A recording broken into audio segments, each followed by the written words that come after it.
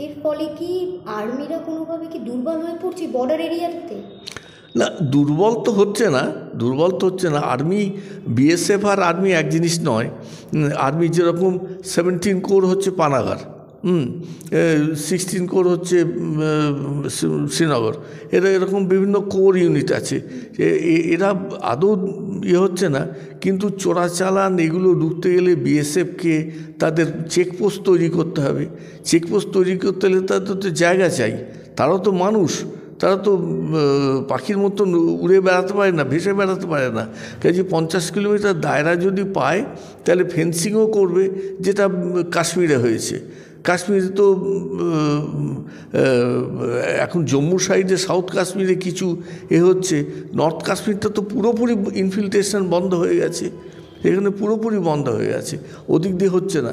জম্মু দিয়ে কিছু কিছু ইনফিল্ট্রেশন এখন পাকিস্তান করার চেষ্টা করছে, কারণ ওখানে ঘন জঙ্গল আছে, উইলো হথন গাছগুলো রয়েছে, তার বনের মধ্যে দিয়ে একবার ঢুকে পড়তে পারলে খুঁজে পাওয়াটা বড় মুশকিল হচ্ছে।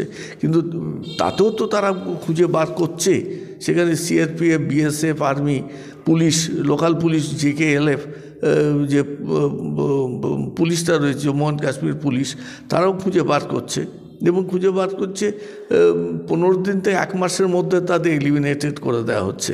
কিন্তু এখানে সেটা সম্ভব হচ্ছে না। এখানে তো আরেকটা বড় সমস্যা হচ্ছে মাওবাদী সমস্যা। এই মাওবাদী সমস্যাটাকে ভেতর থেকে মানে ভারতবর্ষের 1/3, মনমোহন সিং তো বলে দিয়েছিলেন ভারতবর্ষের 1/3 এখন মাওবাদীদের আন্ডারে। আজকে কতটুকু মাওবাদীদের শেষ করে দেওয়া হয়েছে। কাজে মাওবাদীর এখন আর সে ওস্তাদি করতে পারছে না। 2-1টা জায়গায় পকেটে তারা রয়েছে, কিন্তু বিস্তীর্ণ জায়গাতেও মাওবাদীরা হয় সারেন্ডার করেছে, অস্ত্র ত্যাগ করেছে, মেন লাইনে ফেরত এসছে, এই ঘটনাগুলো ঘটছে। হ্যাঁ, কাজেই বর্ডার ইস্যু আর এই ইন্টারনাল ইস্যু, এই দুটো ইস্যু এক নয়।